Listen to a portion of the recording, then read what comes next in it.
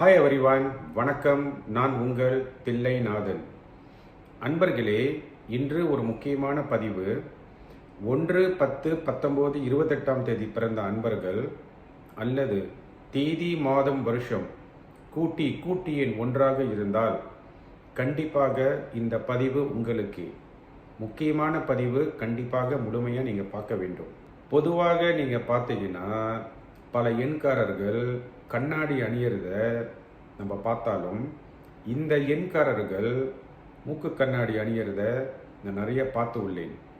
ஏனென்றால் இந்த Sun power, இந்த சன்னோட ஆதிக்கம் இந்த எண்காரர்களுக்கு குறைந்து விட்டால் கண்டிப்பாக இந்த 1/10/1928 பிறந்த அன்பர்கள் கண்ணாடி அணியறத நான் நிறைய பார்த்துள்ளேன். அன்பர்களே, நீங்கள் பார்த்தீங்கன்னா 1/10/1928 பிறந்தவர்கள், இதில் 1/10/19 பார்த்தீங்கன்னா ரேசிங் சன், அதாவது உதிக்கும் சூரியன். உதிக்கும் சூரியனுக்கு பார்த்தீங்கன்னா எப்பயுமே சன் பவர் ரொம்ப பாசிட்டிவாகவும் நல்ல ஒரு பவரான ஒரு பொசிஷனில் இருக்கும். ஆனால் இந்த 28ஆம் தேதி பார்த்தீங்கன்னா இது மறையும் சூரியனை குறிக்கிறது. பொதுவாக இந்த மறையும் சூரியனுக்கு பார்த்தீங்கன்னா மிகப்பெரிய பலன் இல்லை. அந்த சூரியனே பார்த்தீங்கன்னா ரொம்ப ஒரு வீக்கான பொசிஷனில் இருக்குது. இருந்த போதிலும் இந்த 28ஆம் தேதிக்காரவங்க நீங்கள் பார்த்தீங்கன்னா இவங்க கண்ணாடி அணியறத மிக மிக குறைவு. அப்படி கண்ணாடி அணிஞ்சாங்க அப்படின்னு நீங்கள் பார்த்தீங்கன்னா கண்டிப்பாக சூரியனோட அந்த பலன் ரொம்ப நெகட்டிவ்ல இருக்குன்னு அர்த்தம். பொதுவாக நீங்கள் பார்த்தீங்கன்னா இந்த 1/10/1928 பிறந்த அன்பர்கள், இதில் 10ஆம் தேதி பிறந்த அன்பர்கள் பார்த்தீங்கன்னா 99.9% பார்த்தீங்கன்னா கண்டிப்பாக கண்ணாடி அணிவார்கள். இந்த எண்காரர்கள் ஃப்ரீக்வெண்ட்லி அடிக்கடி கண்ணாடி மாற்றுவார்கள். அதாவது புதிய கண்ணாடி, அந்த கண்ணாடி பார்த்தீங்கன்னா ஃபேஷனபிளாக இருக்கணும், புதிய ஃப்ரேமாக இருக்கணும். கொஞ்ச நாளைக்கு பாய்த்த அந்த கண்ணாடி பார்த்தீங்கன்னா அவங்க போடுறதுக்கு பிடிக்காது.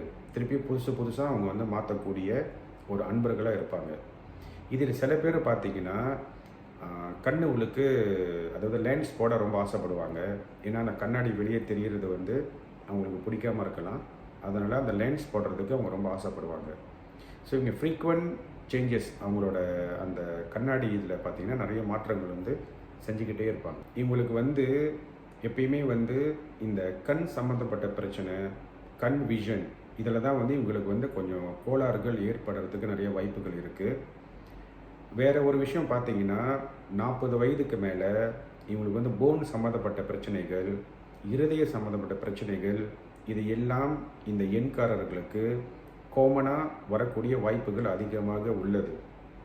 பிறந்த தேதியில் அல்லது கூட்டு எண்ணில் சன் பவர் இல்லாமல் போயிருந்தால், அல்லது பெயரில் சன் பவர் இல்லாமல் போயிட்டா கண்டிப்பாக இவ்வகையான கெடுதல்கள் கண்டிப்பாக இவங்களுக்கு வரக்கூடிய வாய்ப்புகள் அதிகமாக உள்ளது.